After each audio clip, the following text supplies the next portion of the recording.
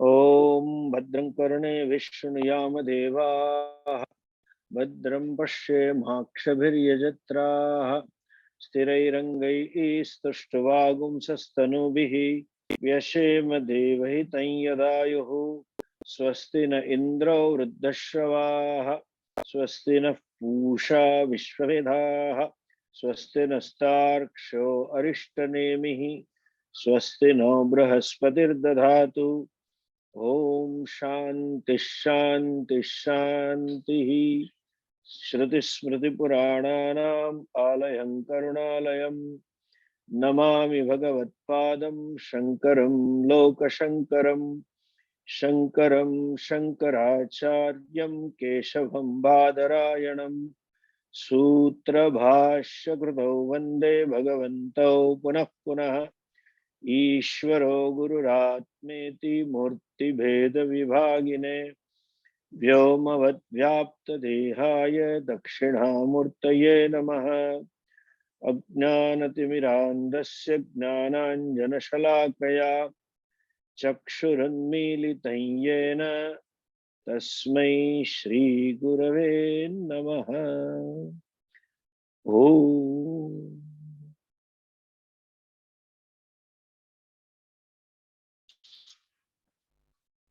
Now to all of you, I am somewhere, a place called Riva in Madhya Pradesh, quite northeast. So in case in a university campus, huge campus. So in case you miss me in terms of video or audio, just raise the finger. So I may know. I will try to connect some other network. Okay, last time we saw that Shaunaka Rishi asked the question, Kasminnu vignate sarvamidam vignatam bhavati. What is it knowing which everything becomes as well known? That means what is the material cause of the whole creation? What is one thing which permeates the entire creation? That's what he asked for. And in an answer, the teacher said, Dve vidye veditavye. One needs to learn two types of vidya. One is called Paravidya and another one is called Aparavidya. And then he enumerated what is Apara and what is Para. Also, further, the teacher said, what is that Paravidya, that, and what is Aparavidya? It was said in nutshell. But the teacher started by describing Apara first. The question was for Paravidya, but he started with Aparavidya. There we had seen in the discussion where Aparavidya is necessary. What is the nature of Aparavidya and why this Aparavidya is necessary? That is being discussed in this second Mundaka. First Mundaka, second Khanda. We saw the summary of the first Mundaka, first Khanda. Now the second Khanda. In this, there are three sections you can say from this first Mundaka, second Khanda, from mantra number 1 to 6. It describes Aparavidya. This Karma Kanda in nutshells. And its phalam also, 1. From mantra number 8, 9, 10, the phalam of karma and limitations of karma is talked about. In the 11th mantra, the phalam of upasana and its limitations is talked about. So, in a way, up to mantra 11, aparavidya, its limitations, and you can say censure, some censure about aparavidya is there in 2 mantras. And in the 13th and the 14th mantra, 12th and the 13th mantra, the means for paravidya is talked about. In other words, the one who is a qualified student for paravidya and what he should do, he or she should do, and what a teacher should do is being talked about in the 12th and the 13th mantra. When I am talking of summary, please understand one vision of the Shastra. There are 2 types of statements that you see, that you might be familiar as a Hindu. One is Ishavasyam idam sarvam, sarvam khalu idam brahman, etc. Everything is manifestation of one Ishvara, one Vastu, sarvam khalu idam brahma. That means, since it is manifestation of one Vastu, you can say divine, everything is divine. And you also heard these statements, this whole Jagat is nothing but Maya, manifestation of Maya. And therefore, you will find the censure of the world as well. Censure of money, Artha Kama is being censured. Family life is being sometimes censured by some Mahatmas or some people. Possessions are censured, etc. And on the other hand, they are glorified as well.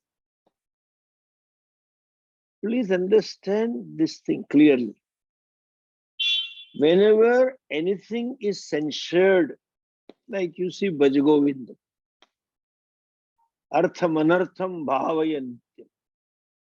Consider Artha to be Anartha. Then Nari Stana Bharana Videsham Drashtva Maga Mohavesh.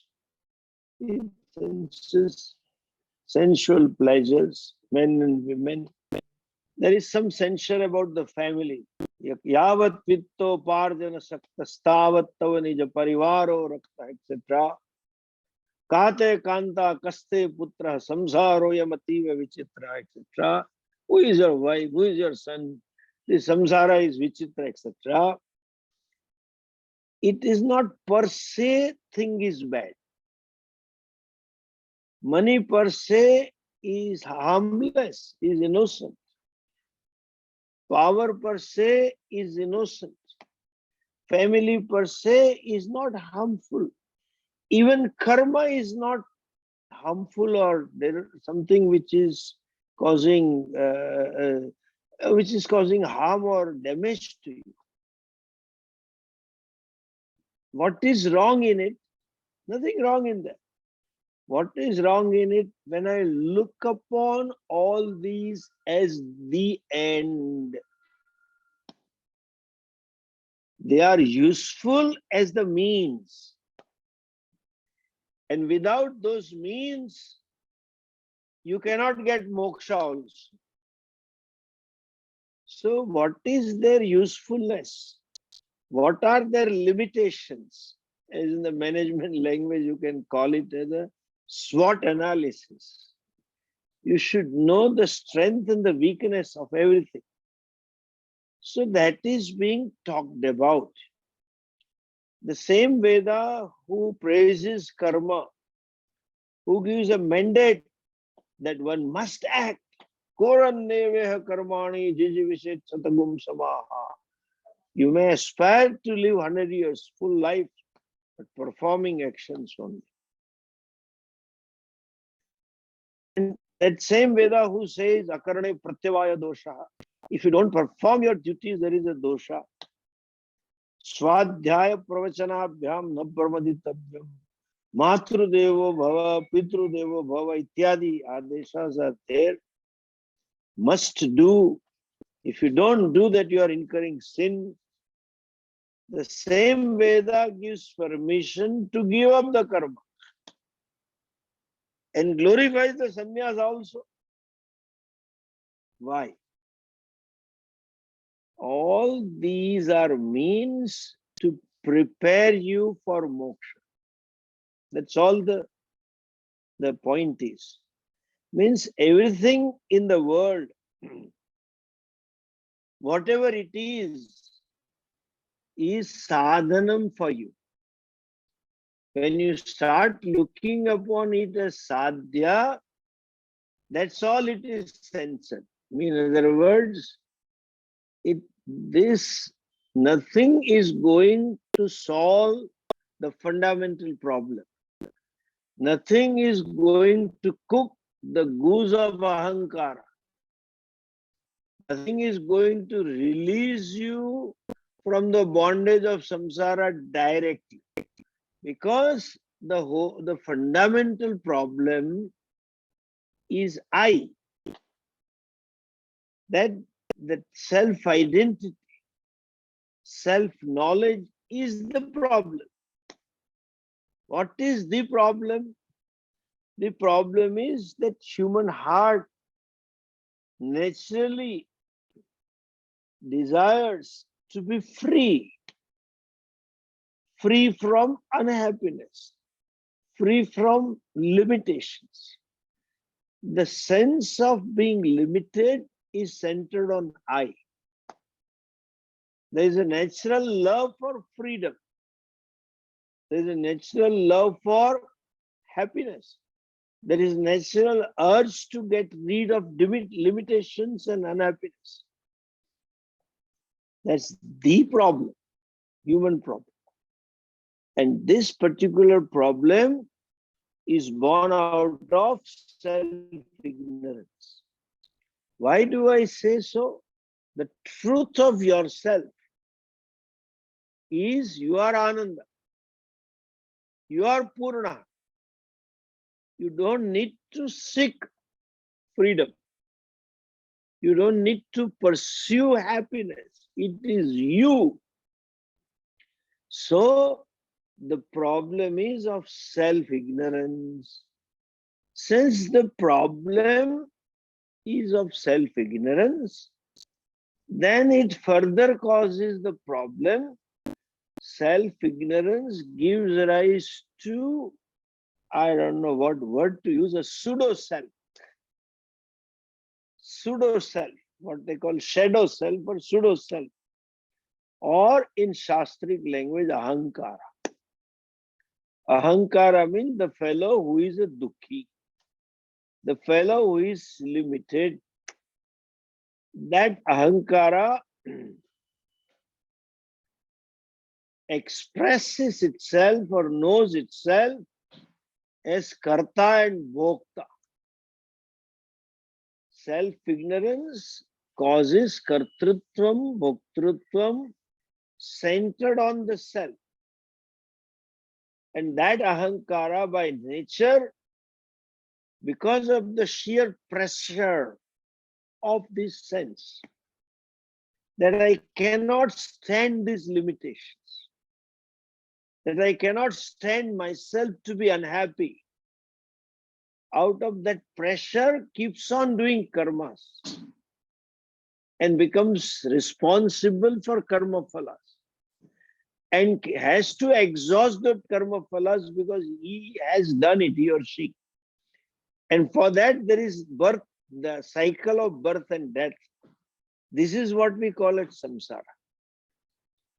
This ahankara is a cause for being dukhi. But that fellow is born out of ignorance. And ignorance itself cannot go. It can go only by knowledge. And like any other knowledge, one should have adhikaritva, necessary preparedness. You can say necessary psychological infrastructure to gain this knowledge. In Aparavidya, you need cognitive infrastructure. But in Paravidya, you need both cognitive as well as psychological infrastructure. Cognitive in terms of subtle buddhi, buddhi which is subtle and sharp as well, and emotive infrastructure, in a sense that person is emotionally matured. Emotional maturity means vairagya. Emotional maturity means objectivity. Emotional maturity means capacity to accept the things and the people and the situations and relationships as it is. Capacity not to be carried away by my own subjective values called ragadveshas, or my subjective picture of successful I. There is no pressure to be recognized, the pressure to be seen as somebody. This is all. You can say maturity means relative sense of self-sufficiency, relative sense of self-contentment. All this is in different shades of emotional maturity. In Shastric jargon, we can call it a sadhana chatushtaya sampatti, or in a popular parlance, you can say vairagya. So the purpose of Aparavidya, the end to be achieved through pursuit of karma, about which I am helpless, is to gain this vairagya. Therefore, it is useful. Unless one has that necessary preparedness, cognitive, emotive maturity, even when the knowledge is imparted, one may not gain the knowledge. As they say, therefore, not understanding this fact, that the nature of the knowledge. What is the nature of the knowledge? Knowledge is immediate. What is immediate? While the means of knowledge is operated, the knowledge takes place. There and there, when the means of knowledge is operated, at that very moment knowledge takes place. There is no intermediate time or effort necessary to know. If you are ready, moment you operate the means of knowledge, knowledge takes place. Exactly like making the glasses. When you get the right glasses, until then you can't read the third line and the fourth line. You make the eye small and is it, I think, P? No, it is Q. It is B? No, it is D, like that. But moment the right glasses with proper axis and sphericals is given, comes out. It is B, Q, S, T, Y. You can see clearly. You thought it was V, then you realize it is Y. It is clear, immediate. That's the nature of knowledge. Not appreciating this fact clearly, that you need necessary prepared eyes to see. They convert into experiences, something to be experienced, something that knowledge from a teacher is indirect knowledge. You have to make it direct knowledge. All kinds of confusions are prevailing in India. So there is a lot of emphasis on karma and certain attitudes. Why? And certain mental discipline, mental discipline in terms of upasana. Attitude is karma yoga and mental discipline is upasana. The emphasis is there to prepare you. And since the knowledge is immediate and the vishaya of the knowledge, you can say the object of the knowledge is Atma. And that Atma is Nitya Mukta, ever free, Nitya Shuddha, ever pure, Nitya Asanga, unattached. That is the nature of the self.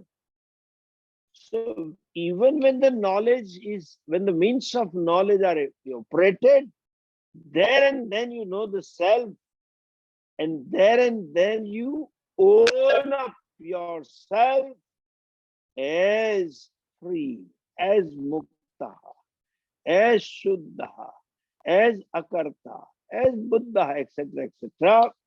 So there is no vyavadhana, intermediacy of anything. But if the necessary preparedness, necessary cognitive and emotive preparedness is not there, you can say necessary maturity, emotive and cognitive is not there, the phalam of the knowledge, the fruit of the knowledge doesn't take place. Therefore, there is lot of emphasis on karma, lot of emphasis on attitudes, lot of emphasis on upasana. That is what is being talked about in the beginning of this section. At the same time, there is a caution. The boundary, the limitations is also given. Because when you do something for a length of time with a commitment, you tend to develop a value for it and start taking it to be the end. So to remove that confusion, limitations of the karma and upasana are also talked about. And in the last two mantras in this canto, 12th and the 13th mantra, the means of knowledge is also in the second khanda. The means of knowledge is talked about along with the qualified student. Description of a qualified student is talked about. Now look at the mantra. We shall see through them very quickly. First he says, Tadetat Satyam. This is Satyam.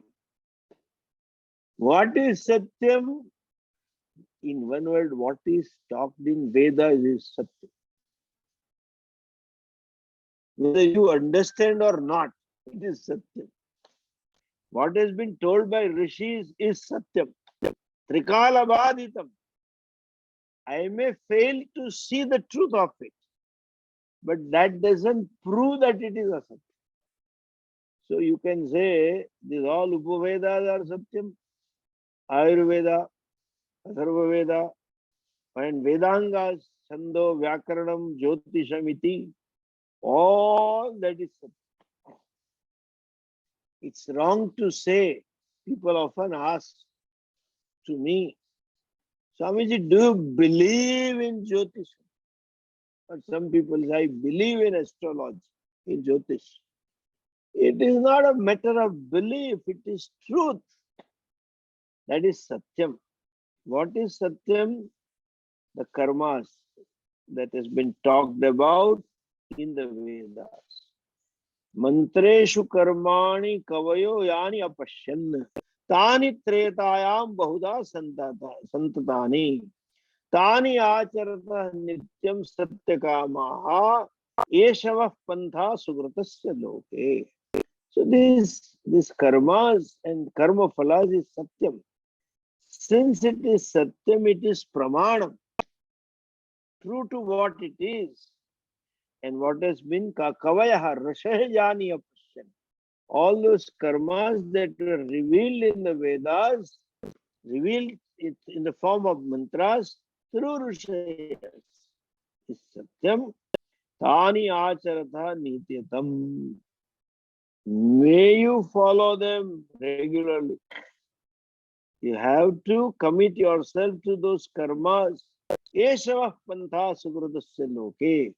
What will karmas give you? This is a marga, this is a path to lead you to some sukrita loka, means a fields of experience where you have more happiness, degrees of happiness, and subtlety of the objects will grow that you can. What are the karmas to be done? Here, symbolically, Rishi talks of one nitya karma called Agnihotra karma, which one is supposed to do daily after marriage. Before marriage, if one has been given Yagnopavitam, Upanayana Samskara, one is enjoined to do Gayatri Mantra and Sandhya Vandanam. But if one is married, he has to do Agni. How to do, where to do, etc. And it is not only Agnihotra. The Naimittik karma, the satellite actions to be performed on a special day, in a special occasion, also should be performed. And how it should be performed, he says, Yada lela yate yati savidde abdavane. Tadaja bhagavate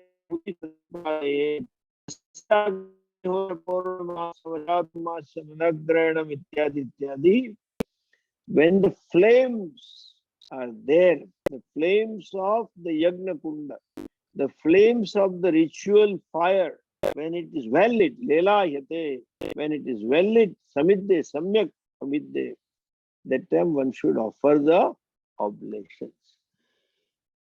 And this Agnihotra karma should be accompanied by, what are the satellite karmas? The satellite karmas is Darshamasa Yagna Paurnamasi. On full moon day, no moon day, and Chaturmasa Yagna, etc. We have seen all these details. They are to be performed, and how they are to be performed. Ahutam Adeva Avidina Ahutam. So you should offer as per the stipulation, perform as per the stipulation. Otherwise, you may not get phalam, but you will lose the punya that has accrued to you by performance of these yajnas. So do it properly. And what types of the flames? Kali, Karali, Manojavacha, Sulohitacha, Sudhumra Varna, Spullingini, Vishwaruchicha Devi, Lelayamana, iti Sapta Jihva. The 7 tongues of the fire, like 7 types of the fire.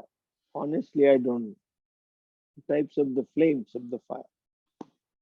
I'll translate for you, which I did when I taught the mantra in detail. But then there were people who knew this. Like if you go to poles, Eskimos have types of the snow. They have some varieties of, they say this is this snow, that is this snow, etc. We know only one Snow White Asian paint, Snow White Asian paint. We know only that snow, but they have names of different snow. Similarly, there were names of this fire, Kali, black, Krali Manojava, with smoke, or Manojava, very moving very fast.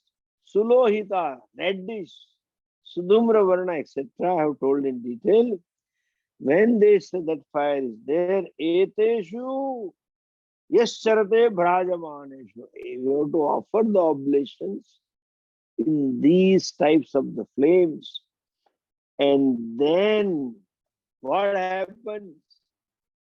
Tam nayanti suryasya rashmayaha yatra devanam patiradhideko vasaha. That yajmana, that grahastha, that performer after death is taken to heaven. Devanam patihi, the Swami, Indra, Adivas, where he lives, is taken to the heaven. And how you are taken? Jivatma goes to heaven, not that shunted out there, but with a very sweet welcome. Ehi, ehi, iti. Aye, aye, welcome, sir, welcome, sir. Tam ahutaya suvarchasaha. Suryasya rashmi vihi vahanti. Through the rays of the sun, that fellow is taken. In other words, Jivatma is taken to the lokas respectfully, very respectfully. So it will keep him in a good humor. The ego gets satisfied. I have been treated very respectfully. Like when you go to a 5-star hotel, you park the car, suddenly someone salutes, opens the door and salutes. Car door. One is there at the gate, in the hotel gate, and then salutes and wishes you, greets you. Good morning, sir. Good evening, sir, etc. You go to a restaurant, there is someone to pull your chair and push it back when you stand in front of the table. Respect. The ego feels satisfied. Ahankara's satisfaction lies in recognition. It is not enough that I have money. I should be recognized as a moneyed fellow. That is important. It is not enough that I have power. I should be recognized. That ahobhava, the people should look up to me. They should see me as Indra, Chandra, some more powerful. In other words, when they look upon you as Sarva Shaktiman, when they look upon you as Sarvagna, you know everything. There were Sampradaya devotees used to boast, our Guruji knew so and so library, all books were known to him. Guruji knows everything. That means I am satisfied with myself when I am looked upon as Sarvagna, Sarva Shaktiman. That means when I am looked upon as Ishvara. In fact, that is what you are. You don't need someone's certification. Anyway, so this Ahutaya, all those oblations that he offered, takes him to different lokas like this. And then, Yesha Yavaha Punya Sukruto Brahma Loka. This is what you earn by your oblations, through your good deeds, your karmas. What are these limitations of this? Having glorified these karmas, Acharya says, what is this? Plava hete yadruda yagna rupaha ashtadashoktam avaram teshu karma etat shreyo ye abhinandanti mudaha jara mrityum punarevapiyanti. Those deluded fellows. Delusion of what? Delusion is threefold. Delusion about myself, that I am alpaha, I am jiva, I am karta, I am bhokta, etc. Delusion about the world, that the happiness lies in the world, and ultimate delusion is this world will make you permanently happy. It will give me permanent satisfaction. It will give me total peace. Yes, you are right. The last conclusion is absolutely correct. World will give you total peace, but the only thing is spelling changes. It is not PAC, it becomes PIEC. The fellow gets into pieces. By the time the fellow reaches 50, 55, he or she is into pieces like the fragmented pieces of the dashboard glass in the car. When they meet with accident, car meets with accident, the front glass breaks or the rear glass. It gets into precipitated pieces. The fellow is in pieces. This is mudaha. This thinking is etat shreyo abhinandanti. He thinks this is the shreyas. Shreyas means this is total happiness. This is ultimate fullness. This is ultimate contentment. This is ultimate satisfaction. That consideration, that thinking is mudatva. And it is like plavah. It's like a raft is used. The fellow thinks this raft will help me to cross the ocean. You can never. Simile is given to show you the impossibility of crossing the ocean of samsara. You cannot cross. When there is no possibility that you can gain total contentment, total happiness, total fullness, just by pursuit of this karma and karma phalas. Therefore, plava. And who are the fellows? Listen this, what is Maya? I have another definition. Maya is confusion between sadhana and sadhana. You don't know what is the means. You don't know what is the end. That's the confusion. That and the means for anta shuddhi is considered as a means for moksha. Confusion. What is a means? Artha is a means. Means for what? Dharma.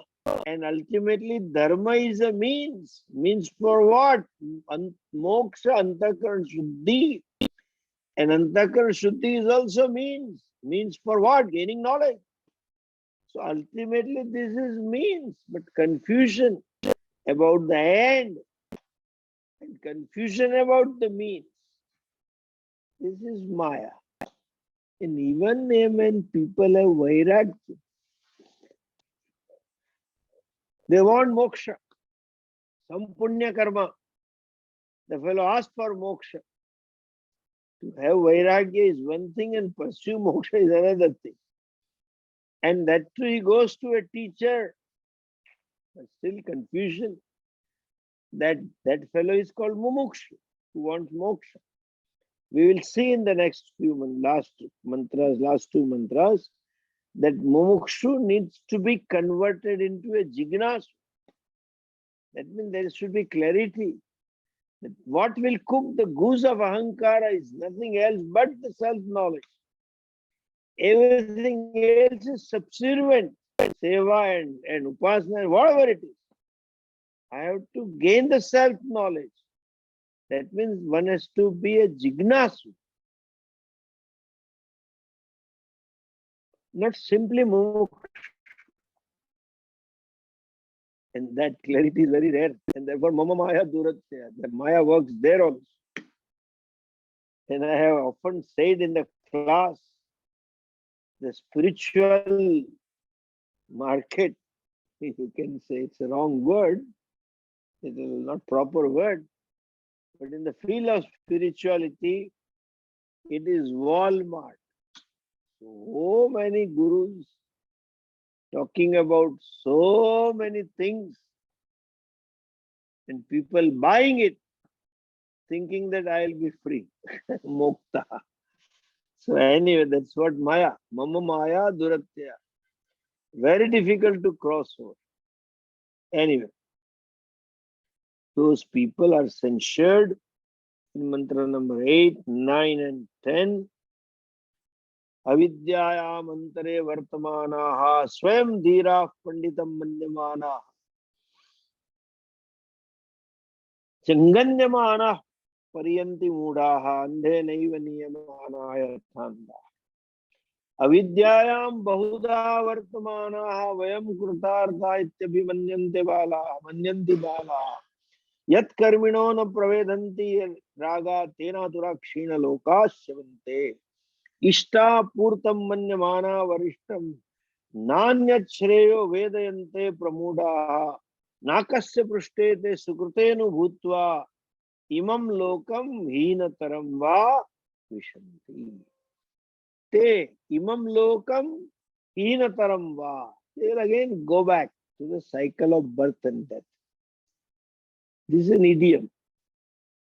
Cycle of birth and death means what? Cycle of dukkha only. From one dukkha to another dukkha. Another dukkha to another dukkha. In between little happiness. Like Swami is saying, dukkha dukkha dukkha dukkha subha. Dukkha dukkha dukkha dukkha dukkha dukkha dukkha dukkha dukkha dukkha dukkha dukkha dukkha dukkha dukkha. That goes on. That is called samsara. Okay? That is called Janma Marana Chakra. Because there is Dukkham in Janma, there is Dukkham in Maranam, and in between also Dukkham. So,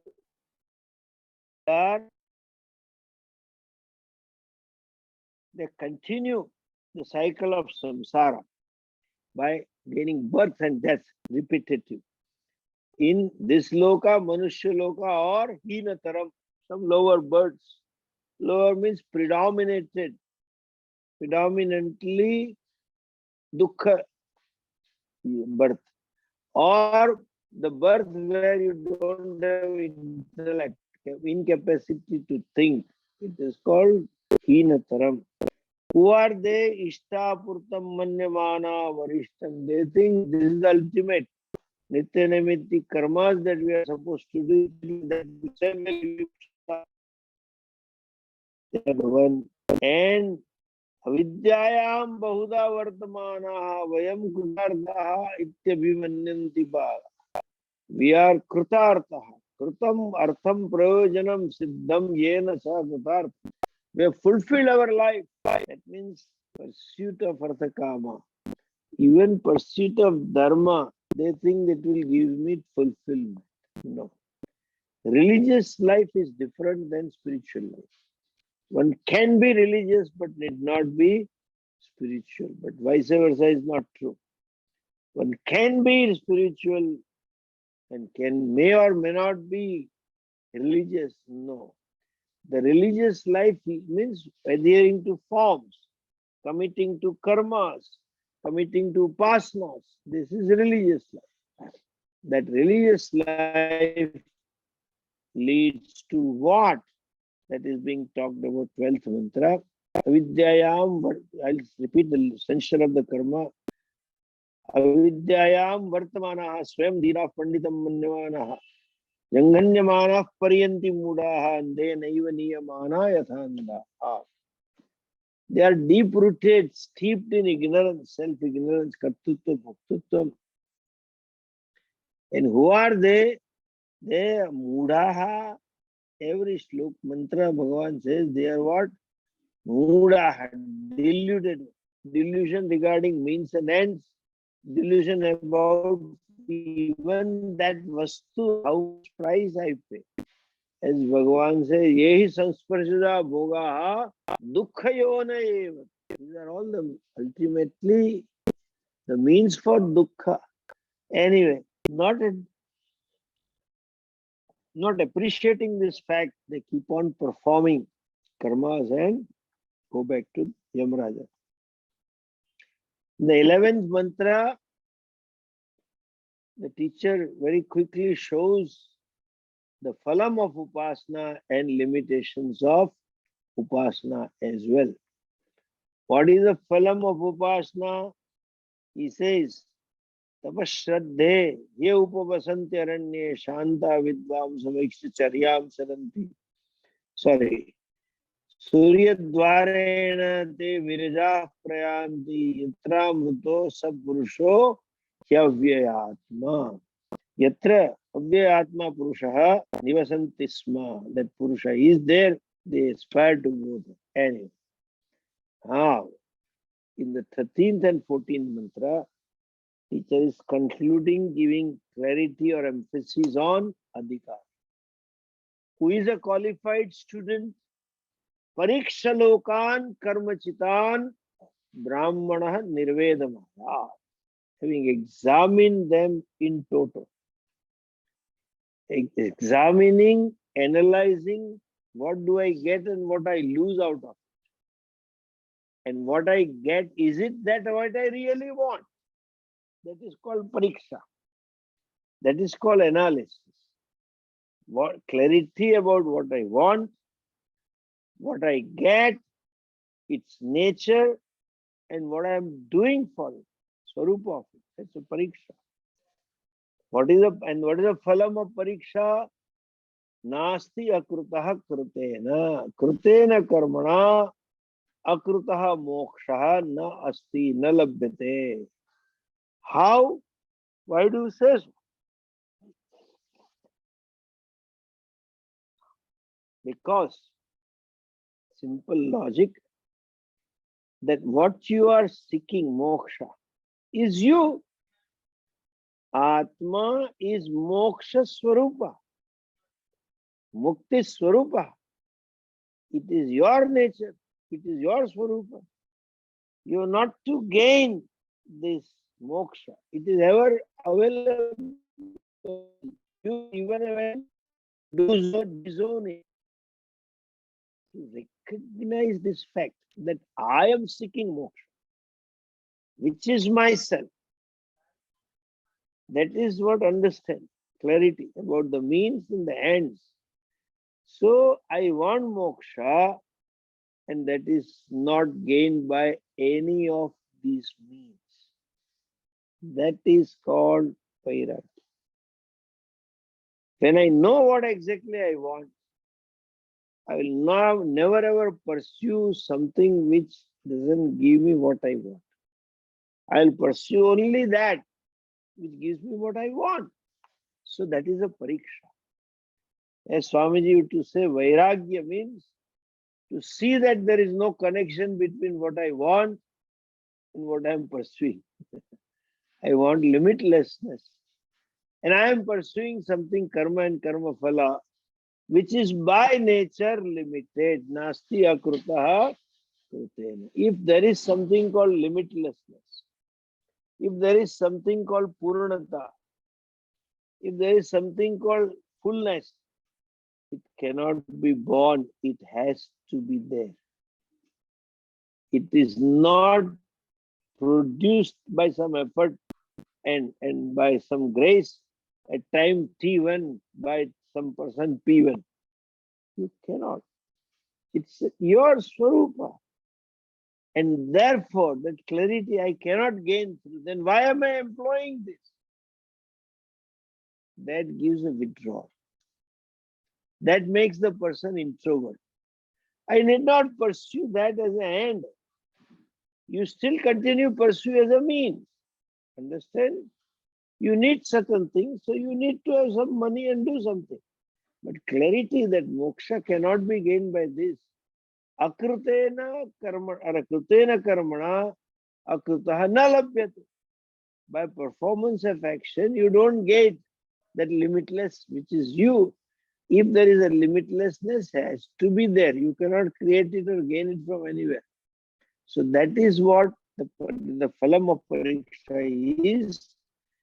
Pariksha lokan karmachitan brahmano nirvedamaya.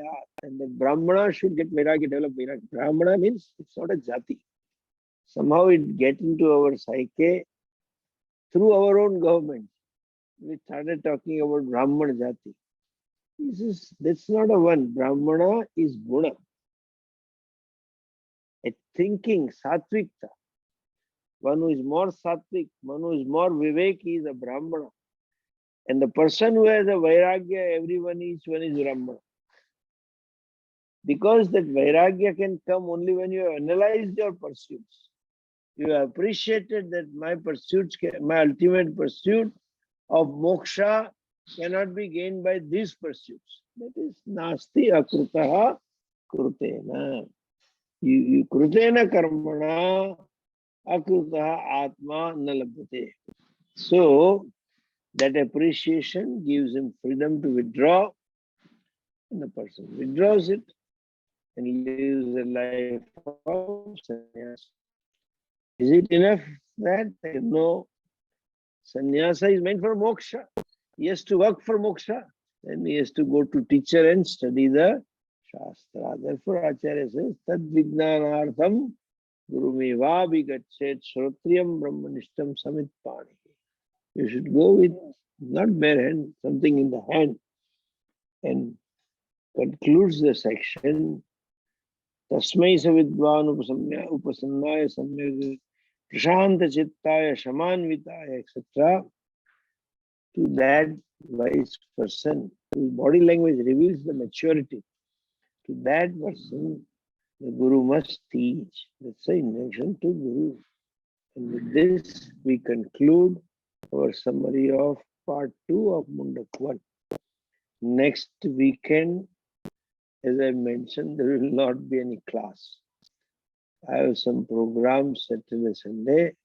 So last weekend of the month, we will have classes. There is an important function of Purnamidam Purnat Purnamudachyate Purnasya Purnamadhaya Purnameva Vashishyate. Om Shanti Shanti Shanti. Hari Om Shri Guru Bhyo Namaha. Hari Om.